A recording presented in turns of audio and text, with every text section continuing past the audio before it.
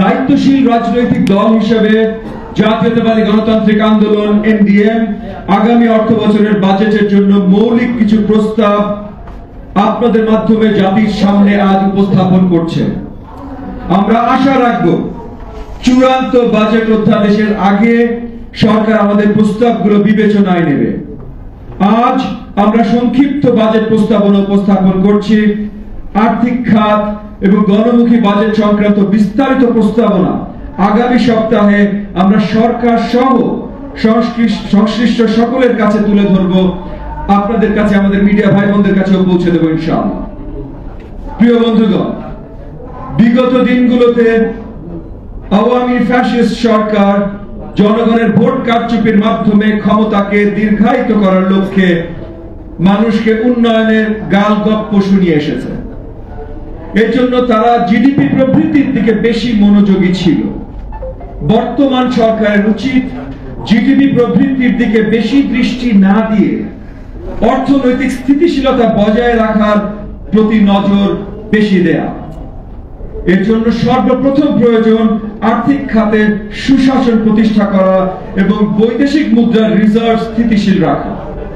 বাজেটের মূল কৌশলে এই দুটি বিষয় অন্তর্ভুক্ত থাকবে বলে আমরা আশা করছি। বন্ধুগণ, সংকোচনমূলক মুদ্রানীতি এবং সরকারি ব্যয়ে কৃচ্ছতা সাধনের মাধ্যমে মূল্যস্ফীতি কমানো সম্ভব নয়। এই বাজেটে সরকারের সর্বোচ্চ অগ্রাধিকার হওয়া উচিত মূল্যস্ফীতি হ্রাস। বাজার ব্যবস্থাপনা এবং বাজার মনিটরিং, সরবরাহ ব্যবস্থার আধুনিকায়ন, বাজার সিন্ডিকেটের বিরুদ্ধে কঠোর অবস্থান ইত্যাদি বিষয়ে সরকারকে কড়া নজর দিতে হবে। বন্ধুগণ, সাধারণ জনগণ করের সিংহভাগ প্রদান করলেও প্রাপ্তি তাদের সামান্য। বিগত দিনগুলোতে গণহত্যার হুকুমদাতা হাসিনা উচ্চ প্রবৃদ্ধি দাবি করলেও অন্যান্য অর্থ সামাজিক সূচকের সাথে তা সামঞ্জস্যপূর্ণ ছিল না। আমরা আগামী অর্থ বছরের বাজেটে সামাজিক নিরাপত্তা বেষ্টনীর আয়তায় বাড়ানোর প্রস্তাব করছি। বিশেষ করে জনগণের পুষ্টি গ্রহণের হার বৃদ্ধি, শিশু খাদ্যের মূল্য হ্রাস, প্রান্তিক পর্যায়ে স্বাস্থ্যসেবা বৃদ্ধি, নির্দিষ্ট পর্যায়ে বেকার ভাতা চালু, প্রবীণ এবং শারীরিকভাবে অক্ষম দরিদ্র নাগরিকদের জন্য বিশেষ ভাতা চালু, গ্রামীণ পর্যায়ে ন্যাশনাল সার্ভিসেসের মাধ্যমে কর্মসংস্থান বৃদ্ধি, দলিত এবং ভাসমান জনগোষ্ঠীকে মূলধারায় নিয়ে আসার জন্য বিশেষ বরাদ্দ, দুরারোগ্য অসুখে আক্রান্ত অসচ্ছল ব্যক্তিদের জন্য এককালীন অনুদান ইত্যাদি আমাদের প্রস্তাবে অন্তর্ভুক্ত। প্রিয় সাংবাদিক বন্ধুগণ, সঞ্চয় থেকে দেশে বিনিয়োগ বৃদ্ধি পায়, অথচ পরিসংখ্যান বলছে দেশের মানুষের সঞ্চয় কমছে এবং ভোগ ব্যয় বৃদ্ধি পেয়েছে। বিগত কয়েকটি অর্থ বছরে ব্যক্তি খাতে বিনিয়োগের গতি হ্রাস পেয়েছে। ব্যক্তি এবং প্রাতিষ্ঠানিক পর্যায়ে বিনিয়োগ বৃদ্ধির জন্য আগামী অর্থ বছর সরকারকে সুস্পষ্ট কর্মকৌশল রাখতে হবে। রাজনৈতিক স্থিতিশীলতা ফিরিয়ে এনে দেশে বিনিয়োগের উপযুক্ত পরিবেশ তৈরির লক্ষ্যে আগামী বাজেটে জাতীয় সংসদ নির্বাচন অনুষ্ঠিত করার লক্ষ্যে পর্যাপ্ত বরাদ্দ দিতে হবে এবং আমরা আশা করব সরকার তার বাজেট প্রস্তাবনায় আগামী 6 মাসের মধ্যে নির্বাচন অনুষ্ঠিত করার লক্ষ্যমাত্রা ঘোষণা করবে। বন্ধুগণ, রাজস্ব আহরণের যে গতি আমরা দেখতে পাচ্ছি সেটা চলমান থাকলে এ বছরের শেষে ঘাটতি থাকবে প্রায় 1,05,000 কোটি টাকা। 32% বার্ষিক রাজস্ব প্রবৃদ্ধির লক্ষ্যমাত্রা অর্জন করতে হলে রাজস্ব আহরণে আমাদের গতি বাড়াতে হবে। কর বহুমুখীকরণ এবং জনগণকে কর প্রদানে আগ্রহী করার জন্য সরকারের পক্ষ থেকে বিশেষ উদ্যোগ নিতে হবে।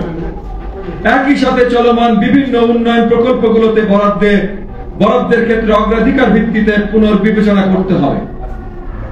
বন্ধুগণ,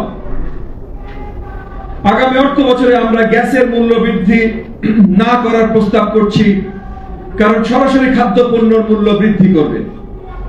রাজস্ব নীতির ক্ষেত্রে কর হারকে এমন ভাবে পুনর্বিন্যাস করতে হবে যাতে বিশ্ব বাণিজ্য সংস্থার নীতির সাথে সামঞ্জস্যপূর্ণ হয়, কারণ আমরা শীঘ্রই এলসিডি থেকে উত্তরণ ঘটাতে যাচ্ছি। জাতীয় অর্থনীতির ৭৬১১টি ট্যারিফ লাইনের মধ্যে অন্তত ২% ট্যারিফ লাইনকে ঢেলে সাজাতে হবে। বর্তমানে বিশ্ব বাণিজ্য সংস্থার সাথে আমাদের প্রতিশ্রুতি ট্যারিফ লাইন ৯৫৫টি, যার মধ্যে ৭৬৩টি কৃষি পণ্য এবং ১৯২টি অকৃষিজ পণ্য। আমাদের বিবেচনায় রাখতে হবে উচ্চ আবগারি শুল্ক, রেগুলেটরি এবং সাপ্লিমেন্টারি ডিউটির কারণে আমরা ভবিষ্যতে ফ্রি ট্রেড এগ্রিমেন্ট স্বাক্ষর করার ক্ষেত্রে বাধার মুখে পড়ব, যা এলডিসি থেকে উত্তরণের পর আমাদের জন্য স্বাক্ষর করা জরুরি। সুতরাং সরকারকে আগামী বাজেট থেকে কর বহুমুখীকরণ নীতির দিকে হাঁটতে হবে এবং উচ্চ আরডি এবং এসজি প্রতি নির্ভরশীলতা কমাতে হবে।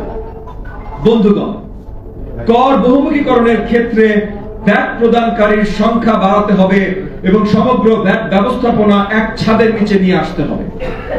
বর্তমানে নিবন্ধনকৃত ভ্যাট প্রদানকারীর সংখ্যা মাত্র ৫ লাখ, যা বাস্তবে আরো বেশি হবার কথা। তবে আমরা বর্তমানে ১৫% ভ্যাটের হার কমিয়ে ১০% করার প্রস্তাব করছি। বর্তমান কর সংগ্রহ এবং ব্যবস্থাপনা থেকে গত বছরে ৭০% রপ্তানিকারক বাড়তি পড়েছে, যাদের আমাদের কর সংগ্রহের মূল ধারায় নিয়ে আসতে হবে। কোন রপ্তানিকারক যার ব্যাংক গ্যারান্টি রয়েছে সে শুল্ক ছাড়াই কাঁচামাল আমদানি করতে পারবে বলে যে প্রস্তাব এসেছে, আমরা সরকারকে সেটা বিবেচনায় নেবার অনুরোধ করছি, কারণ এটা ব্যবসার খরচ এবং সময় বাঁচাবে এবং সরকার পরবর্তীতে আরো বেশি রাজস্ব পাবে। বন্ধুগণ, নতুন আয়কর আইন ২০২৩ অনুযায়ী উৎসে কর কর্তনের মাস ভিত্তিক যে প্রমাণ দাখিলের কথা বলা হয়েছে তা সাধারণ করদাতাদের জন্য যথেষ্ট হয়রানিমূলক। আইনে প্রদত্ত কোম্পানির সংখ্যা যথেষ্ট জটিল। আগামী অর্থ বছরের বাজেটে আমলাতান্ত্রিক জটিলতা নিরসন করে কর ব্যবস্থাপনাকে আরো আধুনিকায়ন এবং ঝামেলামুক্ত করতে আমরা সরকারের প্রতি আহ্বান জানাচ্ছি। প্রিয় বন্ধুগণ, বিদ্যুৎ এবং জ্বালানি খাতে আমরা বিগত বছরগুলোতে ব্যাপক লুটপাট ও দুর্নীতি দেখেছি। আগামী বাজেটে সরকারের অগ্রাধিকার হওয়া উচিত এই খাতের দায় দেনা শোধ করা। আমদানি নির্ভর এলএনজি থেকে বেরিয়ে এসে দেশের উৎস থেকে গ্যাস সংগ্রহ করার জন্য ব্যাপেক্স এবং পেট্রো বাংলাকে বিশেষ বরাদ্দ দেবার জন্য আমরা আহ্বান জানাচ্ছি। নবায়নযোগ্য জ্বালানি ব্যবহারের জন্য যন্ত্রপাতি আমদানির ক্ষেত্রে শুল্ক হ্রাস করার প্রস্তাব করছি। জীবাশ্ম জ্বালানি ভিত্তিক বিদ্যুতের উৎপাদনের ক্ষেত্রে বৈষম্যমূলক প্রণোদনা প্রত্যাহার করার প্রস্তাব করছি। সোলার পাওয়ার যন্ত্রপাতির ক্ষেত্রে ভ্যাট কমানোর প্রস্তাব করছি। নবায়নযোগ্য জ্বালানি ব্যবহার সহায়তা তহবিল নামক বিশেষ ফান্ড আগামী বাজেটে অন্তর্ভুক্ত করার প্রস্তাব করছি।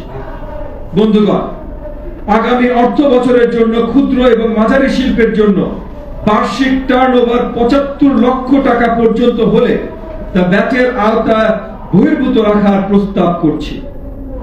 ক্ষুদ্র এবং মাঝারি শিল্পের জন্য ব্যাংক ঋণ সহজ প্রাপ্তিতা নিশ্চিত করতে বাজেটে কর্মকৌশল অন্তর্ভুক্ত করার প্রস্তাব করছি। স্যানিটারি ন্যাপকিন তৈরির সকল কাঁচামাল আমদানির ক্ষেত্রে রেগুলেটরি ডিউটি এবং সাপ্লিমেন্টারি ডিউটি প্রত্যাহার প্রস্তাব করছি।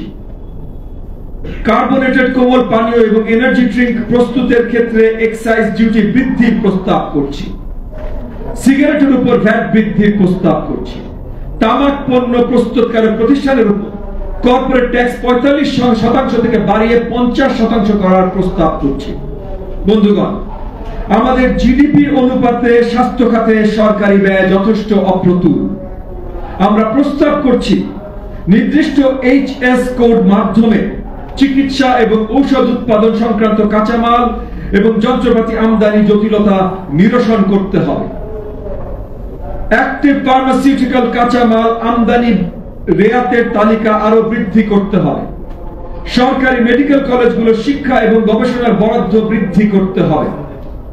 তৃণমূল পর্যায়ে প্রাথমিক স্বাস্থ্য সেবা কেন্দ্র বৃদ্ধি এবং পর্যাপ্ত চিকিৎসক নিয়োগ করতে হবে। ইন্টার্ন চিকিৎসক এবং নার্সদের ভাতা বৃদ্ধি করতে হবে। কিডনি এবং ক্যান্সার চিকিৎসায় সরকারি ব্যবস্থাপনায় মানসম্পন্ন এবং সুলভ চিকিৎসা নিশ্চিত বিশেষ বরাদ্দ রাখতে হবে। এই বাজেট থেকে জাতীয় পর্যায়ে হেলথ কার্ড চালুর সুপারিশ আমরা করছি।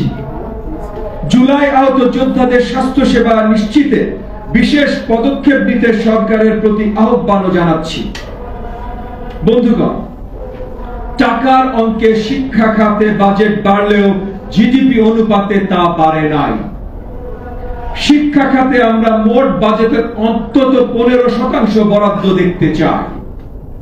শিক্ষা মন্ত্রণালয় এবং প্রাথমিক এবং গণশিক্ষা মন্ত্রণালয়ের মধ্যে যৌক্তিকভাবে এবং প্রয়োজনীয়তার নিরিখে এই বাজেট বরাদ্দ করতে হবে।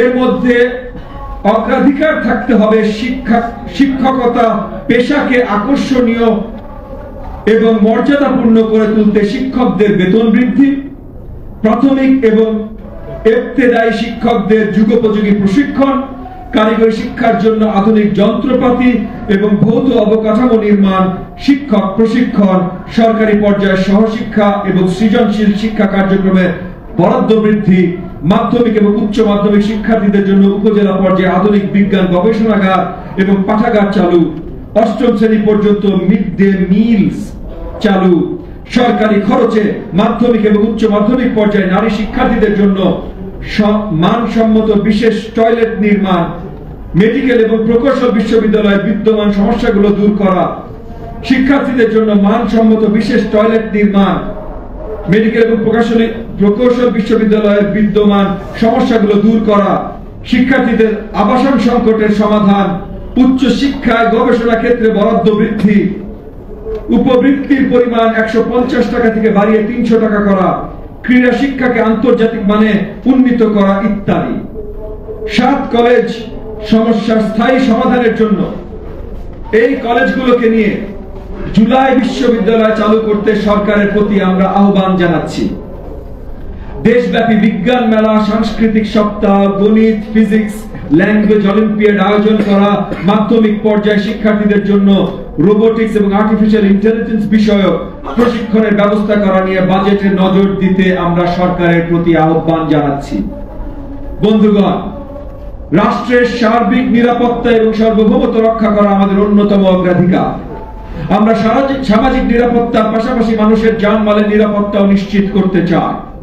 সড়কে শৃঙ্খলা ফিরিয়ে আনতে এই খাতে বাজেটে আমরা বিশেষ বরাদ্দ দেখতে চাই। আমাদের প্রতিরক্ষা খাতে যে বাজেট বরাদ্দ করা হয় তার প্রায় 97% ব্যয় হয় পরিচালনা খাতে। আমরা এই খাতে বাজেট বরাদ্দ সুষম ব্যবহার করে আমাদের সামরিক বাহিনীকে সক্ষমতা বৃদ্ধি দেখতে চাই। এছাড়া অগ্নি নিরাপদ এবং দুর্যোগ ব্যবস্থাপনাকে আন্তর্জাতিক মানে উন্নীত করে ফায়ার সার্ভিস এবং সিভিল ডিফেন্স বাহিনীর জন্য অতিরিক্ত বরাদ্দ চাই। ব্যাটালিয়ন আনসার বাহিনীর বাইরে যারা আনসার সদস্য হিসেবে কাজ করে তাদেরকে জননিরাপত্তায় আরো বেশি কাজে লাগানোর জন্য তাদের ভাতা বৃদ্ধি এবং আধুনিক প্রশিক্ষণের ব্যবস্থা চাই। পুলিশ সার্ভিস কমিশন গঠনের মাধ্যমে তাদের সুপারিশের ভিত্তিতে পুলিশ বাহিনীর জন্য বরাদ্দ দেখতে চাই। বন্ধুগণ, বাংলাদেশের শ্রম বাজারে প্রায় 20 লক্ষের অধিক নতুন কাজ প্রত্যাশীরা প্রবেশ করে। বিপুল সংখ্যক কর্মক্ষম এবং জনগোষ্ঠীকে দক্ষ করে অর্থনীতির মূলধারায় নিয়ে আসতে বেসরকারি পর্যায়ে দেশি বিদেশি বিনিয়োগ প্রয়োজন। আমরা এই বিষয়ে বাজেটে স্পষ্ট পরিকল্পনা চাই।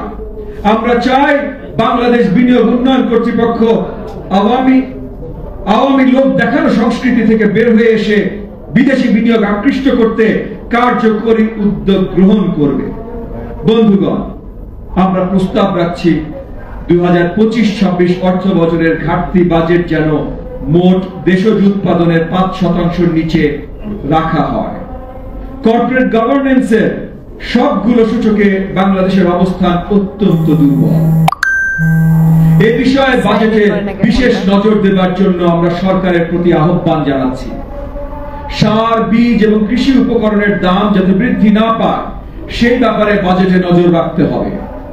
সরকারি পরিচালন ব্যয় কমিয়ে গণমুখী বাজেট করতে হবে। আমরা চাই বৈষম্যহীন বাংলাদেশ গড়তে। এই সরকার এমন এক বাজেট প্রস্তাব করবে যা পরবর্তী নির্বাচিত সরকার মেয়াদের বাকি অংশে কার্যকরভাবে বাস্তবায়ন করতে পারবে।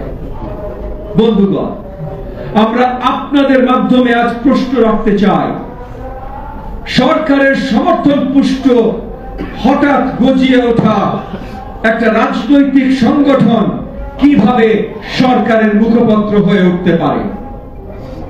অন্তর্বর্তীকালীন সরকার তার কিছু পছন্দের ব্যক্তিদের ডেকে সর্বদলীয় রাজনৈতিক বৈঠক বলে গণমাধ্যমে প্রচার করেছে। এই সরকার নির্বাচন প্রলম্বিত করতে এখন মন খারাপের নাটক মঞ্চস্থ করছে। আমরা এর অবসান দেখতে চাই। আমরা চাই রাজনৈতিক মাঠের মতন অর্থনীতির মাঠেও বাজেটের জন্য জনগণ যেন না হয়, জনগণের জন্য যেন বাজেট হয়।